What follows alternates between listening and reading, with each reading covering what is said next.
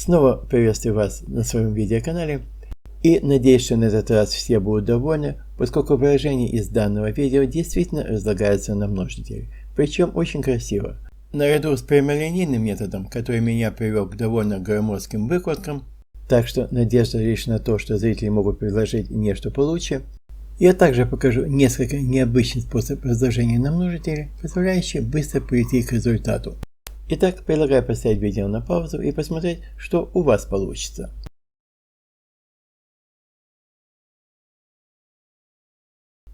С какого способа начнем? Конечно, со стандартного. При первом взгляде на выражение возникает мысль объединить последние три слагаемых под знаком минус. Но, как известно из предыдущего видео, сумма трех кубов не делится на сумму оснований. Поэтому такую мысль придется отбросить и попробовать сгруппировать слагаемые попарно. Первые два и последние два со знаком минус перед скобкой. Таким образом, в первой паре оказывается разность кубов, а во второй паре сумма кубов. Для наглядности напишу тождество для суммы и разности кубов, которые вы все, конечно, помните. В первом сомножителе знак совпадает со знаком левой части, а во втором сомножителе знак противоположный. Применяем тождество для первой пары. Здесь в разности оснований а и минус а взаимно уничтожаются, так что остается просто b плюс c, зато неполный квадрат суммы выглядит довольно грозно. Однако мы его не будем пока упрощать, надеюсь же, что в конечном итоге что-нибудь да и сократится. b куб плюс c куб это просто b плюс c умноженное на b квадрат минус bc плюс c квадрат. Мы видим, что b плюс c является общим множителем, который выносим за скобки, а второй сомножитель это содержимое квадратной скобки минус неполный квадрат разности b и c. Итак, разложить на множитель вроде бы как удалось. Но поскольку исходное выражение симметрично, хочется видеть также симметрию в результате, а таковой пока не наблюдается. В таком случае, хочется нам того или нет, придется раскрывать круглые скобки, квадратные скобки. Множитель b плюс c переписываем. Квадрат трехчлена это сумма квадратов и удвоенных попарных произведений. Умножая а на а плюс b плюс c, получаем а квадрат плюс ab плюс ac. И еще раз а квадрат, но это уже слишком. Хотя, поскольку первый сомножитель не содержит а, второй сомножитель должен это компенсировать, что он, как видим, успешно делает. Итак, дописываем а квадрат и ввиду знака минус перед скобкой меняем в неполном квадрате разности знаки на противоположные. Теперь, конечно, приводим подобные члены. b квадрат уходит, а также уходит c квадрат. Зато а квадрат и не думает уходить, давая целых 3 а квадрат. Переписываем b плюс c и записываем 3а квадрат в следующей скобке. А что у нас с попарными произведениями? 2ab плюс ab это 3ab, 2ac плюс ac это 3ac. А что мы получим для bc, нетрудно догадаться. Теперь смотрится куда лучше, несмотря на обилие троек, которые в данном случае не являются экзаменационными оценками. Так что не будем терять время, вынося 3 за скобки, а попытаемся сделать это заодно с другим. Заметим, что первые два слагаемых имеют общий множитель 3а, оставляя в скобках а плюс b. Оставшиеся два слагаемых содержат общий множитель 3c, оставляя в скобках также а плюс b.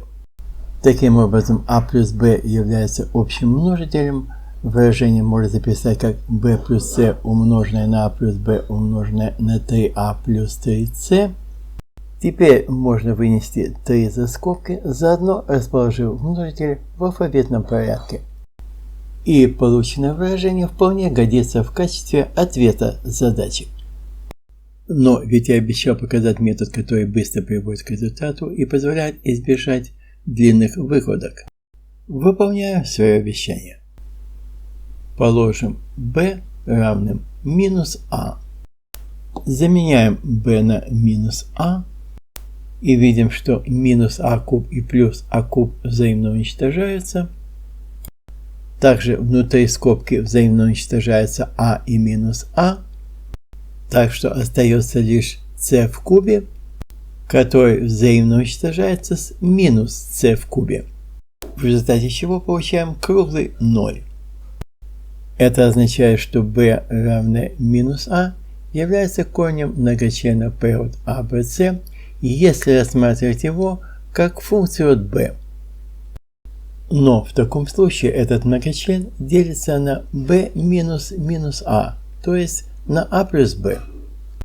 Теперь полагаем c равным минус a и снова получаем 0.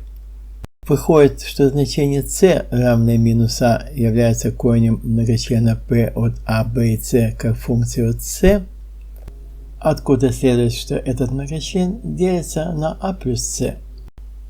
Еще одна постановка, как вы, конечно, догадались, это c равно минус b, которое, как и следовало ожидать, снова дает 0. И теперь оказывается, что помимо всего прочего, многочлен p от a, b, c делится на b плюс c. Итак, многочлен p от a, b, c это произведение a плюс b, a плюс c, b плюс c и некоторого многочлена q. Но произведение трех многочленов первой степени – это многочлен третьей степени, в то время как многочлен p также имеет третью степень.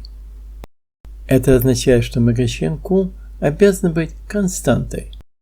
Итак, заменим q некоторой константой k и остается найти значение константы. Для этого достаточно выбрать значения a, b и c, чтобы ни один из сомножителей правой части не обращался в 0. Возьмем a и b равными единице, а c равным нулю. Тогда значение p от a, b, c равно 6. В правой части равенства получаем 2k. Таким образом, 2k равно 6, k равно 3, и ответ готов. Вернемся теперь к сумме трех кубов, рассмотренной в предыдущем видео, ссылку на которое я дам в описании. После сказанного в данном видео становится понятным, как быстро узнать, делится ли такая сумма на сумму оснований a плюс b плюс c. Для этого необходимо и достаточно, чтобы a равное минус сумме b и c было корнем многочлена a куб плюс b куб плюс c куб как функции от a при любых значениях b и c. Однако, если поставить значение a равное минус сумме b и c, получим многочлен, не равный тождественно нулю, откуда сразу понятно, что сумма трех кубов не делится на сумму оснований. Зато если вычесть утроенное произведение и подставить a равное минус сумме b и c, мы получим тождественный 0. Поэтому в данном случае делимость на a плюс b плюс c должна иметь место. И действительно, в упомянутом видео удалось разложить на множители равность между суммой кубов и утроенным произведением. И это все.